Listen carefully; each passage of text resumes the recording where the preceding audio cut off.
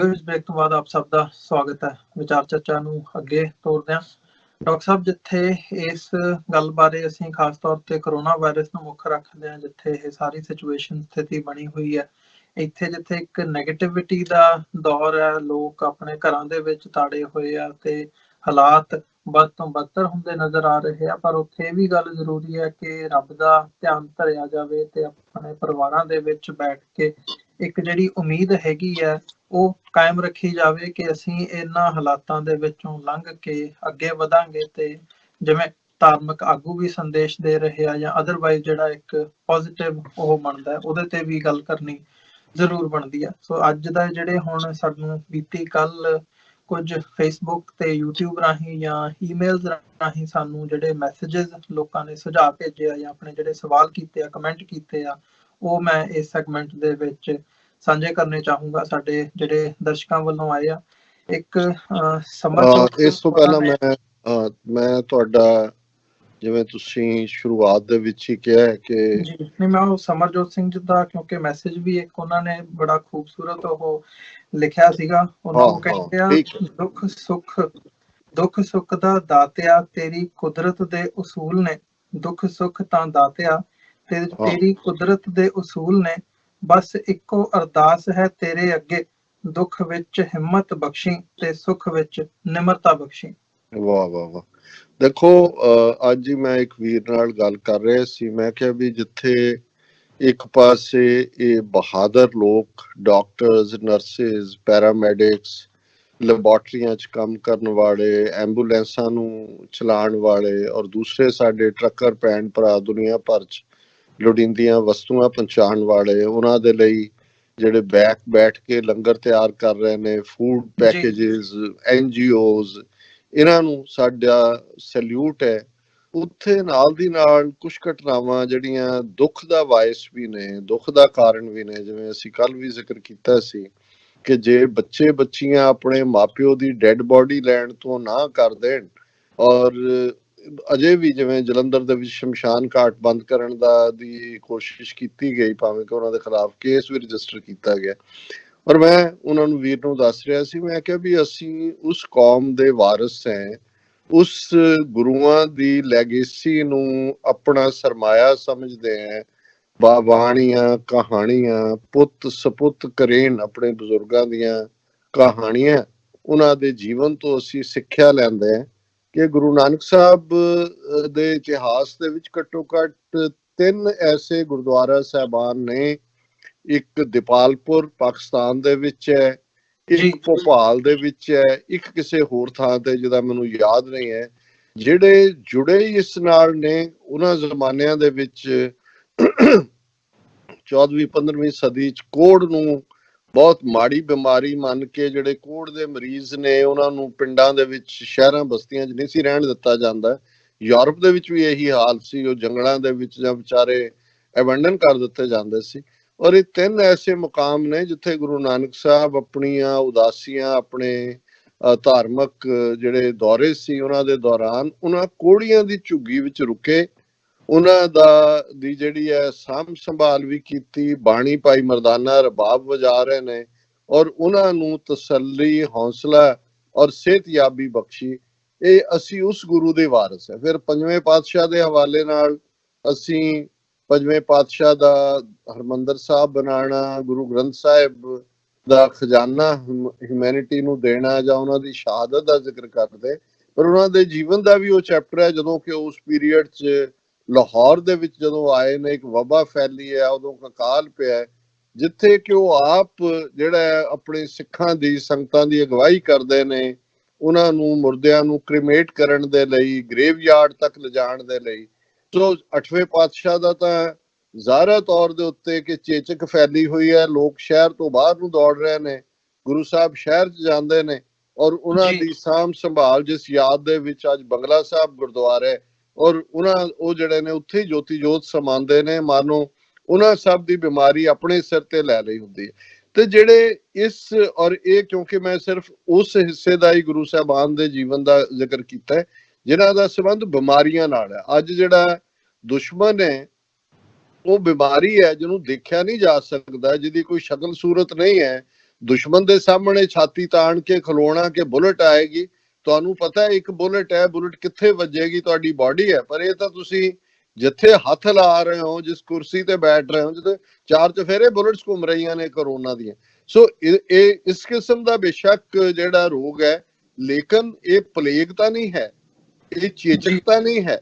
ਉਹ ਜ਼ਮਾਨਿਆਂ ਦੇ ਵਿੱਚ ਵੀ ਜਦੋਂ ਕਿ ਸ਼ਹਿਰਾਂ ਦੇ ਸ਼ਹਿਰ, ਇਹਦੇ ਚ ਵੀ ਜਿਹੜਾ ਮੈਂ ਡਾਟਾ ਡਿਸਕਸ ਕੀਤਾ ਹੈ ਬਿਗਨਿੰਗ ਦੇ ਵਿੱਚ, ਕਿ ਅਲਟੀਮੇਟਲੀ ਜਿਹੜਾ ਮੋਰਟੈਲਿਟੀ ਰੇਟ ਹੈ ਉਹ 4% ਰਹਿ ਜਾਂਦਾ ਹੈ।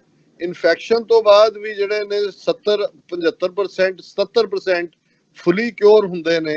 ਕੁਝ ਜਿਹੜੇ ਨੇ ਕ੍ਰਿਟੀਕਲ ਚ ਜਾਂਦੇ ਨੇ, ਕ੍ਰਿਟੀਕਲ ਚੋਂ ਵੀ ਸਰਵਾਈਵ ਹੋ ਕੇ ਤੇ ਤੁਸੀਂ ਆਪਣੇ ਮਾਂ ਪਿਓ ਭਰਾ ਭੈਣਾਂ ਜਿਨ੍ਹਾਂ ਦੇ ਦਾ ਤੁਹਾਡੇ ਤੇ ਕਿੰਨੇ ਅਹਿਸਾਨ ਨੇ, ਤੁਸੀਂ ਇਸ ਤੋਂ ਵੱਡੀ ਕੋਈ ਖੁਦਗਰਜ਼ੀ ਨਹੀਂ ਹੋਏਗੀ ਕਿ ਅੱਜ ਅਸੀਂ ਅਬੈਂਡਨ ਕਰ ਦਈਏ। ਔਰ ਉਸ ਸਾਰੇ ਨੂੰ ਜਿਹੜੇ ਐਸੈਂਸ਼ੀਅਲ ਸਰਵਿਸਿਜ਼ ਵਾਲੇ ਬਾਹਰ ਨਿਕਲੇ ਹੋਏ ਨੇ, ਇਹ ਪਤਾ ਹੈ। ਔਰ ਉਹਨਾਂ ਦੇ ਮੈਂ ਦੇਖ ਰਿਹਾ ਸੀ ਕਿ ਕੱਲੇ ਨਿਊਯਾਰਕ ਦੇ ਵਿੱਚ ਹੀ ਸੈਂਕੜਿਆਂ ਦੀ ਗਿਣਤੀ 'ਚ ਡਾਕਟਰਸ, ਨਰਸਿਸ ਔਰ ਦੂਸਰੇ ਜਿਹੜੇ ਨੇ ਉਹ ਕੈਜੂਅਲਟੀਜ਼ ਨੇ, ਉਹ ਡੈਥਸ ਹੋਈਆਂ ਨੇ ਉਹਨਾਂ ਦੀਆਂ, ਲੇਕਿਨ ਕਿਸੇ ਨੇ ਆਪਣੀ ਡਿਊਟੀ ਅਬੈਂਡਨ ਨਹੀਂ ਕੀਤੀ। ਔਰ ਉਹ ਤਾਂ ਸਿਰਫ ਇੱਕ ਇਨਸਾਨੀਅਤ ਦੇ ਨਾਤੇ ਕਰ ਰਹੇ ਨੇ। ਸਾਡੇ ਤਾਂ ਜਜ਼ਬਾਤੀ ਤੌਰ ਤੇ ਮਾਪਿਓ ਨੇ ਸਾਨੂੰ ਜਨਮ ਦਿੱਤਾ ਹੈ, ਭਰਾ ਭੈਣਾਂ ਦੇ ਵਿੱਚ ਸਾਡੇ ਵਾਲਾ ਹੀ ਖੂਨ ਔਰ ਹੱਡੀਆਂ ਉਹੀ ਰਨ ਕਰਦੀਆਂ ਨੇ। ਸੋ ਮੈਂ ਸਮਝਦਾ ਵੀ ਇਹ ਬੜਾ ਜ਼ਰੂਰੀ ਹੈ, ਜਿੱਥੇ ਇਹਦੇ 'ਚ ਕੋਈ ਸ਼ੱਕ ਨਹੀਂ ਹੈ ਕਿ ਸਟਰੈਂਥ ਰੱਬ ਦੇ ਨਾਂ ਚੋਂ ਨਿਕਲਦੀ ਹੈ, ਰੱਬ ਦੀ ਇਬਾਦਤ ਚੋਂ ਨਿਕਲਦੀ ਹੈ।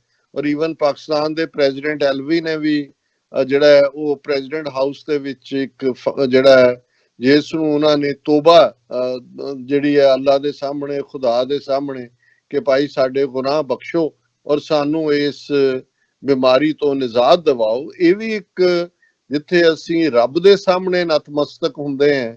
ਔਰ ਜਿੱਥੇ ਇਹਨਾਂ ਦਿਨਾਂ ਚੋਂ ਅਸੀਂ ਗੁਜ਼ਰ ਰਹੇ ਹਾਂ, ਜਦੋਂ ਕਿ ਜੀਸਸ ਕ੍ਰਾਈਸਟ ਉਹਨਾਂ ਦੀ ਯਾਦ ਦੇ ਵਿੱਚ ਜਿਹੜਾ ਉਹ ਅੱਜ ਜਿਹੜਾ ਈਸਟਰ ਸੰਡੇ ਹੋਏਗਾ, ਗੁੱਡ ਫਰਾਈਡੇ ਉਹਨਾਂ ਦੀ ਕ੍ਰੂਸੀਫਿਕਸ਼ਨ ਹੈ, 48 ਘੰਟੇ ਬਾਅਦ ਉਹਨਾਂ ਦੀ ਰਿਵਾਈਵਲ ਹੈ।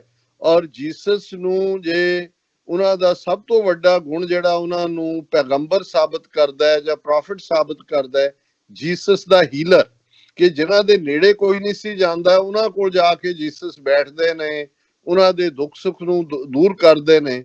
ਸੋ ਜਿੱਥੇ ਅਸੀਂ ਹਰ ਮਜ਼ਹਬੀ ਟ੍ਰੈਡੀਸ਼ਨ, ਔਰ ਪਿਛਲੇ ਦਿਨਾਂ 'ਚ ਹੀ 2-3 ਦਿਨ ਪਹਿਲਾਂ ਹੀ, ਸ਼ਾਇਦ 3 ਦਿਨ ਪਹਿਲਾਂ, ਸ਼ਬੇ ਬਰਾਤ, ਜਦੋਂ ਕਿ ਹਜ਼ਰਤ ਸਾਹਿਬ ਇਸ ਦੁਨੀਆ ਤੋਂ ਅਲਵਿਦਾ ਹੁੰਦੇ ਨੇ, ਔਰ ਉਹਨਾਂ ਦਾ ਜਿਹੜਾ ਜੀਵਨ ਹੈ ਉਹ ਵੀ ਇਹੀ ਮੈਸੇਜ ਹੈ ਇਨਸਾਨੀਅਤ ਦਾ। ਮੈਂ ਸਮਝਦਾ ਵੀ ਜੇ ਇਨਸਾਨੀਅਤ ਤੋਂ ਬਿਨਾਂ ਕੋਈ ਕਲੇਮ ਕਰਦਾ ਜੀ ਅਸੀਂ ਮਜ਼ਹਬੀ ਹੈ, ਤੇ ਉਸ ਤੋਂ ਵੱਡਾ ਕੋਈ ਢੋਂਗੀ ਨਹੀਂ ਹੈ। ਸੋ ਇਸ ਵੇਲੇ ਸਾਰੀ ਇਨਸਾਨੀਅਤ ਸਫਰ ਕਰ ਰਹੀ ਹੈ, ਬਿਨਾਂ ਜ਼ਾਤ, ਰੰਗ, ਨਸਲ, ਧਰਮ, ਜੈਂਡਰ, ਨੈਸ਼ਨੈਲਿਟੀ ਵੀ ਇਰਰੈਲੇਵੈਂਟ ਹੋ ਗਈ ਹੈ ਇਸ ਸਾਰੇ ਪੀਰੀਅਡ ਦੇ ਵਿੱਚ। ਤੇ ਇਹਦੇ 'ਚ ਜਿੱਥੇ ਅਸੀਂ ਆਪਣੇ ਰੱਬ ਤੋਂ, ਆਪਣੇ ਵਾਹਿਗੁਰੂ ਤੋਂ, ਆਪਣੇ ਰਾਮ ਤੋਂ, ਆਪਣੇ ਅੱਲਾਹ ਤਾਲਾ ਤੋਂ, ਆਪਣੇ ਗੋਡ ਤੋਂ, ਜਿੱਥੇ ਆਪਣੇ ਗੁਨਾਹ ਦੇ ਲਈ, ਉੱਥੇ ਕੁੱਲ ਇਨਸਾਨੀਅਤ ਦੇ ਲਈ ਵੀ ਸਾਡੀ ਦੁਆ, ਪ੍ਰੇਅਰ ਹੋਏ, ਜਿਹਨੂੰ ਗੁਰੂ ਅਮਰਦਾਸ ਜੀ ਨੇ ਜਿਹੜਾ ਹੈ ਉਹ ਬਾਣੀ ਦੇ ਵਿੱਚ ਫਰਮਾਇਆ ਕਿ ਜਗਤ ਜਲੰਦਾ ਰੱਖ ਲੈ ਆਪਣੀ ਕਿਰਪਾ ਧਾਰ, ਜਿਤ ਦੁਆਰੈ ਉਭਰੈ ਤਿਤੈ ਲਿਹੋ ਉਬਾਰ। ਕਿ ਸਾਰੀ ਲੋਕਾਈ, ਸਾਰੀ ਖਲਕਤ, ਸਾਰੀ ਇਨਸਾਨੀਅਤ, ਹੇ ਵਾਹਿਗੁਰੂ, ਹੇ ਰੱਬ, ਹੇ ਅੱਲਾਹ ਤਾਲਾ, ਇਹ ਸਾਰੀ ਖਲਕਤ ਜਿਹੜੀ ਹੈ ਇਹ ਸੜ ਰਹੀ ਹੈ, ਤੇ ਆਪਣੀ ਕਿਰਪਾ ਕਰਕੇ, ਆਪਣੀ ਮਰਸੀ ਦੇ ਨਾਲ, ਆਪਣੀ ਦਇਆ ਦੇ ਨਾਲ, ਤੁਸੀਂ ਕਰੀਮ ਹੋ ਵਾਹਿਗੁਰੂ, ਤੁਸੀਂ ਰਹੀਮ ਹੋ, ਰਹਿਮ ਕਰੋ, ਕਰਮ ਕਰੋ, ਔਰ ਇਸ ਸਾਰੀ ਲੋਕਾਈ ਨੂੰ ਇਸ ਮੁਸੀਬਤ ਚੋਂ ਕੱਢੋ। ਇਹ ਸਾਡੀ 2 ਵੇਲੇ ਦੀ ਪ੍ਰੇਅਰ ਹੋਏ। ਔਰ ਇਹਦੇ 'ਚ ਅਸੀਂ ਆਪਣੀਆਂ ਦੁਆਵਾਂ ਦੇ ਵਿੱਚ, ਪ੍ਰੇਅਰਸ ਦੇ ਵਿੱਚ ਜਿਹੜੇ ਸਫਰ ਕਰ ਰਹੇ ਨੇ ਸਾਰੇ, ਉਹਨਾਂ ਦੇ ਲਈ ਵੀ, ਜਿਹੜੇ ਲੜ ਰਹੇ ਨੇ, ਔਰ ਖਾਸ ਤੌਰ ਤੇ ਜਿਹੜੇ ਫਰੰਟ ਫੁੱਟ ਦੇ ਉੱਤੇ ਜਾ ਕੇ ਜਿਹਦੇ 'ਚ ਸਾਰਾ ਇਹਨਾਂ ਦਾ ਮੈਂ ਜ਼ਿਕਰ ਕੀਤਾ, ਉਹਨਾਂ ਦੇ ਲਈ ਵੀ ਅਰਦਾਸ ਕਰੀਏ ਕਿ ਹੇ ਵਾਹਿਗੁਰੂ, ਤੇਰਾ ਸ਼ੁਕਰ ਹੈ ਕਿ ਤੁਸੀਂ ਇਹੋ ਜਿਹੇ ਇਨਸਾਨ ਵੀ ਬਣਾਏ ਨੇ ਜਿਹੜੇ ਬਾਕੀਆਂ ਦੀ ਖਿਦਮਤ ਦੇ ਵਿੱਚ ਆਪਣੀਆਂ ਜਾਨਾਂ ਕੁਰਬਾਨ ਕਰ ਰਹੇ ਨੇ। ਇਹ ਹੈ ਧਰਮੀ ਹੋਣ ਦਾ ਮਤਲਬ। ਬਾਕੀ ਤਾਂ ਫਿਰ ਸਾਰਾ ਐਵੇਂ ਹਿਪੋਕ੍ਰੇਸੀ, ਫਰਾਡ ਹੈ, ਪਖੰਡ ਹੈ, ਜੇ ਇਨਸਾਨੀਅਤ ਦਾ ਐਲੀਮੈਂਟ ਸਾਡੇ ਧਰਮ ਦਾ ਹਿੱਸਾ ਨਾ ਹੋਏ।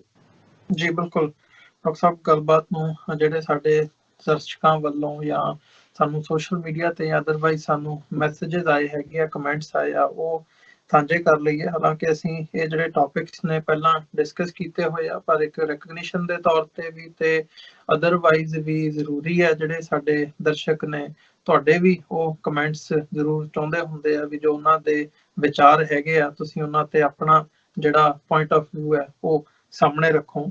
ਸੋ ਸ਼ਹਿਬਾਜ਼ ਹਯਾਤ ਰਾਣਾ ਲਿਖਦੇ ਆ, ਕਹਿੰਦੇ Tablighi Jamaat has filed a writ petition in Supreme Court that none have tested positive at Tablighi headquarters when government ordered sudden complete lockdown. How are people going to return home? Now the propaganda machine Z News is apologizing. Shame on Godi media.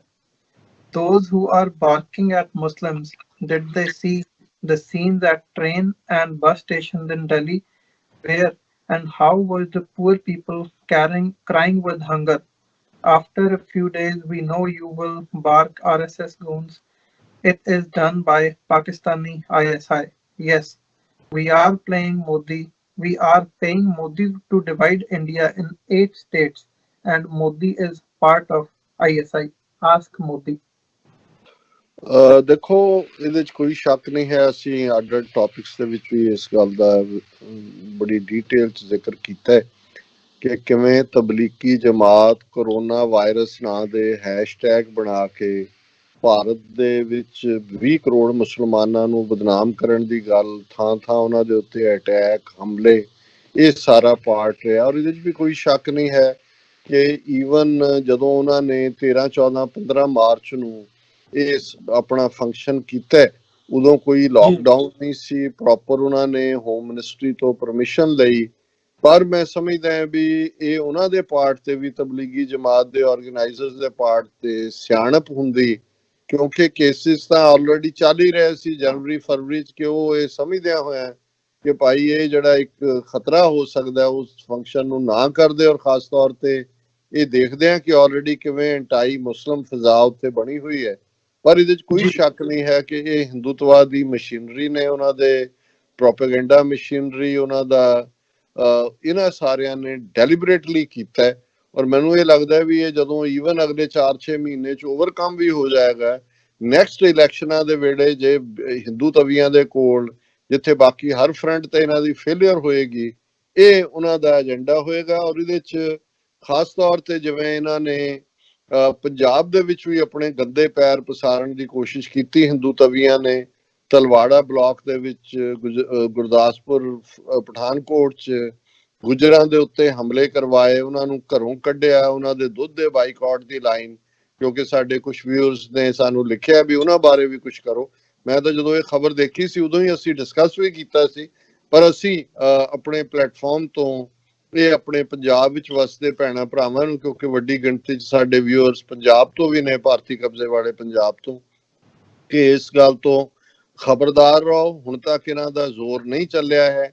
Punjab 'ਚ ਇਹਨਾਂ ਨੇ ਮਲੇਰਕੋਟਲੇ 'ਚ ਕਦੇ ਕੁਰਾਨ ਸ਼ਰੀਫ ਦੀ ਬੇਹਰਮਤੀ ਕਰਕੇ, ਕਦੇ ਹੋਰ ਹਰਕਤਾਂ ਕਰਕੇ ਸਿੱਖਾਂ ਮੁਸਲਮਾਨਾਂ ਦੇ ਵਿੱਚ ਟਕਰਾਅ ਦੀ ਕੋਸ਼ਿਸ਼ ਕੀਤੀ, ਪਰ ਸਿੱਖ ਇਸ ਗੱਲ ਨੂੰ ਸਮਝਦੇ ਨੇ।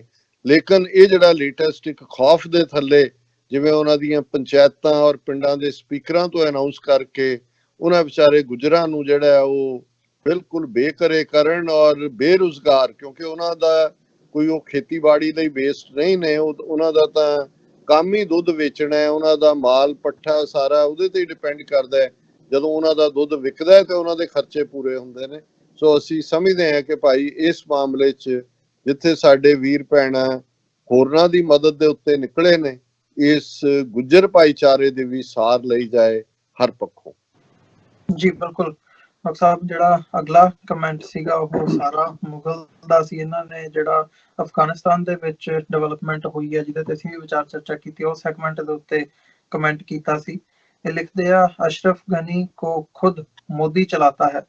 जब हादसा हुआ है तो उसके फौरन बाद पूरी की पूरी अफगान पार्लियामेंट कैसे आके गुरुद्वारे में और मैनेजमेंट के साथ आंसुओं के साथ रोने लगी, जबकि इससे पहले कितनी दफा पंजाबियों के साथ जुल्म होता रहा है कि उनके मुंह से एक लफ्ज नहीं निकला।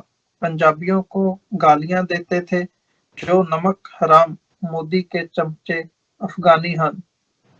इस हादसे के फौरन बाद जब इन्होंने मगरमच्छ के आंसू बहाकर पाकिस्तान पर सारा इल्जाम डाला तो वहां से साबित हो गया, इसका मतलब साफ साफ है, इन्होंने खुद ही करवाया है इंडियन रॉ के कहने पर, ताकि सिखों की तहरीक खालिस्तान की कमर तोड़ी जा सके।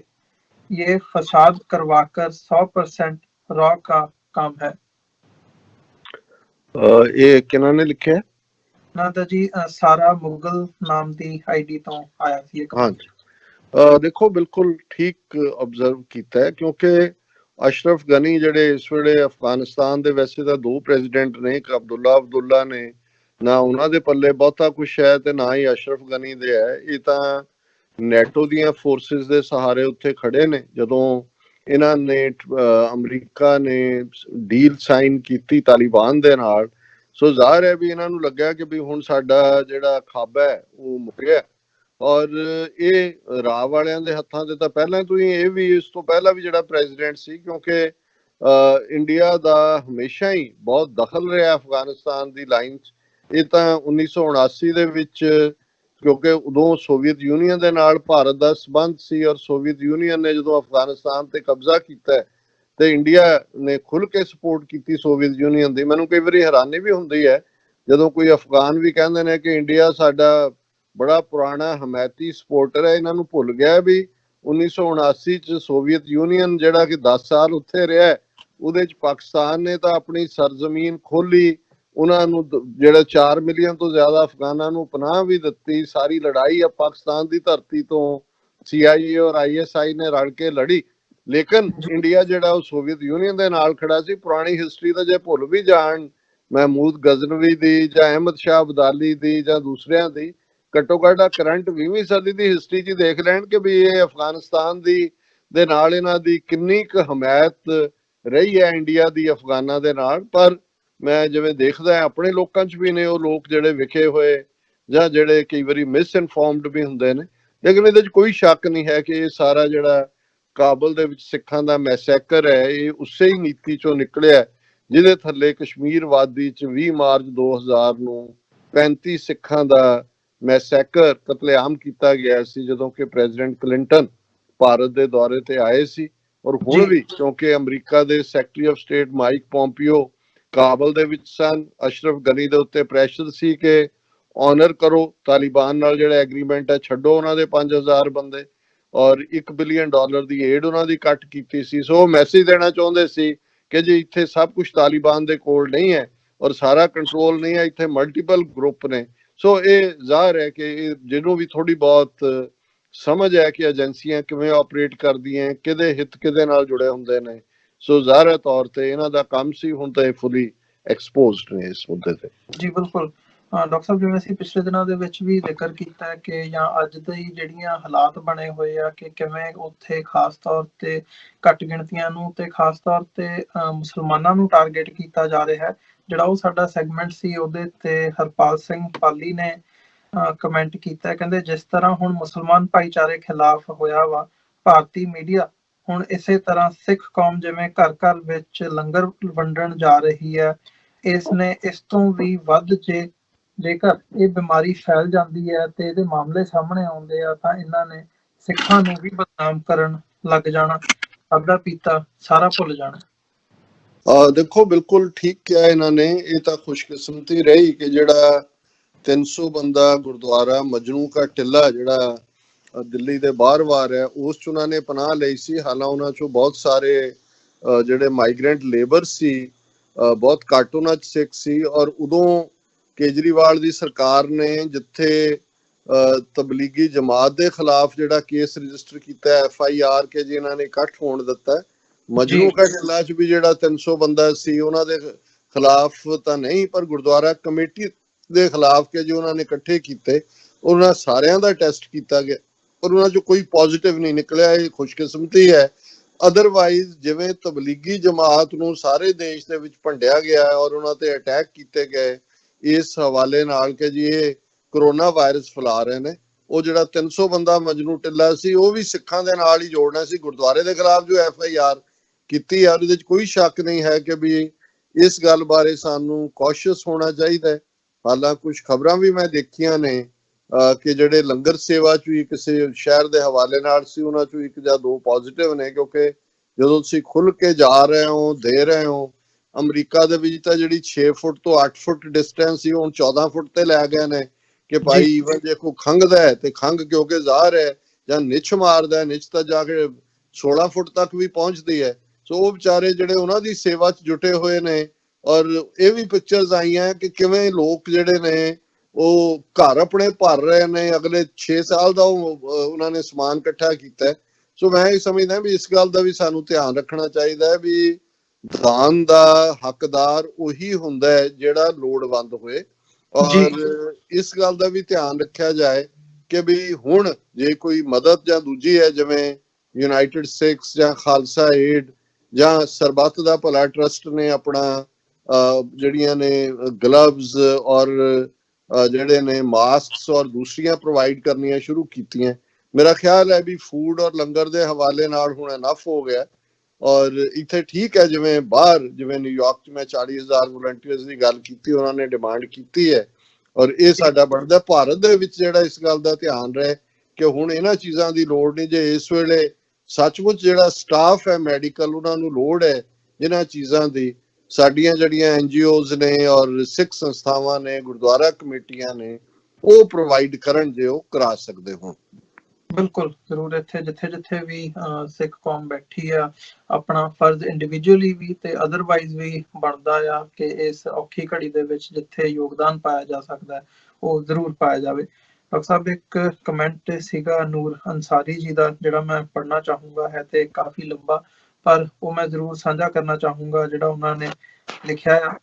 ਉਹ ਕਹਿੰਦੇ ਆ, we need to analyze why RSS BJP target Muslims every time, why they hate Muslims so much, if they really hate Muslims, or is there something else they have in their minds?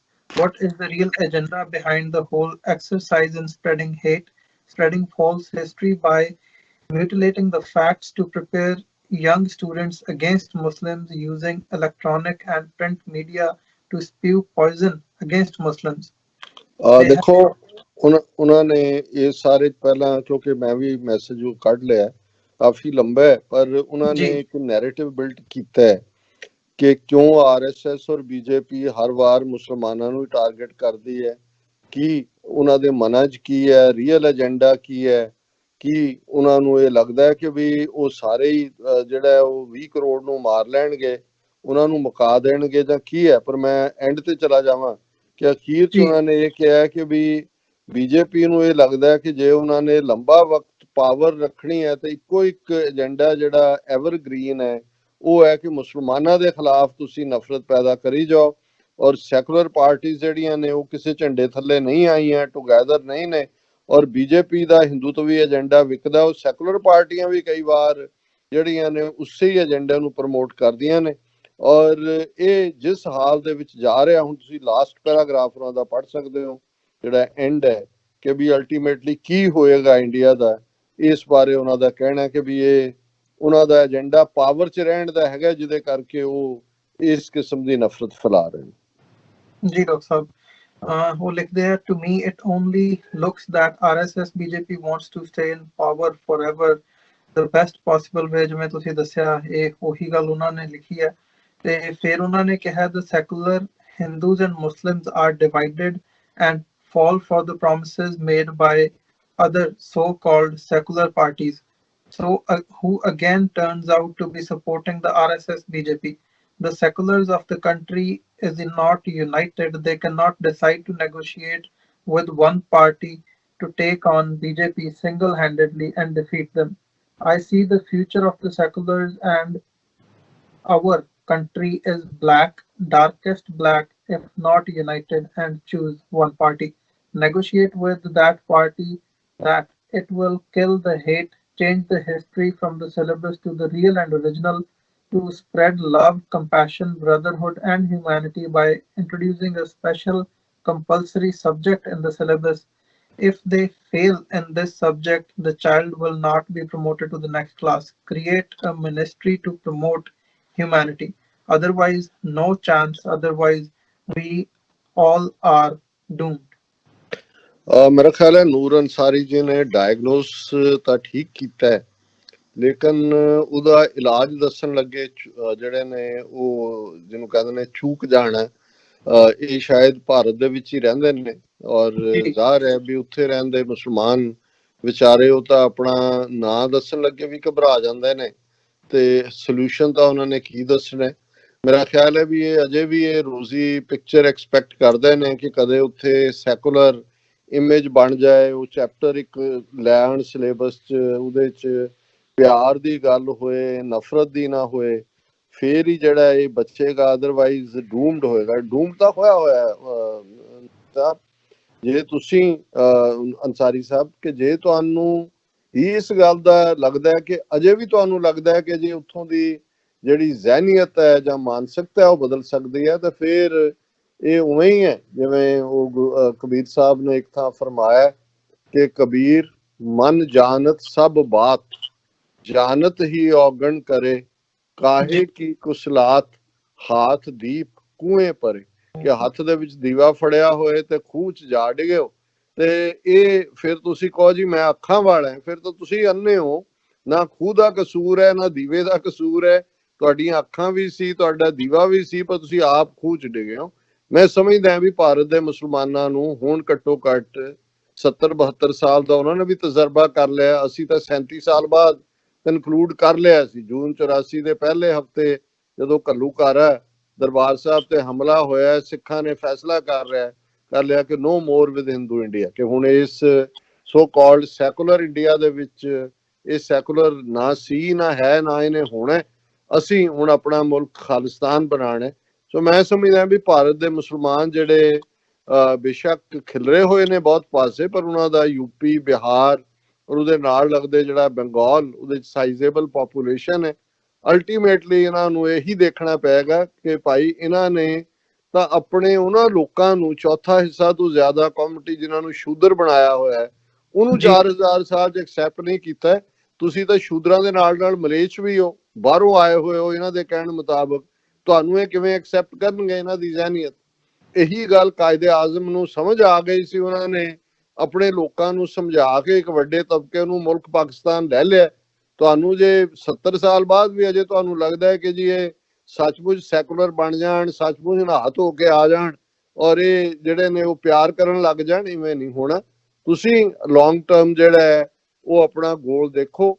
ਔਰ ਹੁਣ ਜਦੋਂ ਜਿੰਨੇ ਕੁ ਜ਼ੁਲਮ ਇਹਨਾਂ ਨੇ ਤੁਹਾਡੇ ਤੇ ਵੀ ਕਰ ਦਿੱਤੇ ਨੇ, ਦੁਨੀਆ ਦੇ ਸਾਹਮਣੇ ਵੀ ਤੁਹਾਡਾ ਆਪਣੇ ਇਲਾਕੇ ਦਾ ਜਿਹੜਾ ਕਨਸੈਪਟ ਹੈ ਉਹ ਐਕਸੈਪਟੇਬਲ ਵੀ ਹੋਏਗਾ ਕਿਸੇ ਸਟੇਜ ਤੇ, ਕਿ ਭਾਈ ਸਾਨੂੰ ਜਿਹੜਾ ਉਹਨਾਂ ਸਾਡਾ ਜਿੰਨੀ ਕੁ ਆਬਾਦੀ ਹੈ ਉਹਨਾਂ ਸਾਡਾ ਹਿੱਸਾ ਦੇ ਦਿਓ, ਸਾਡਾ ਬਣਦਾ।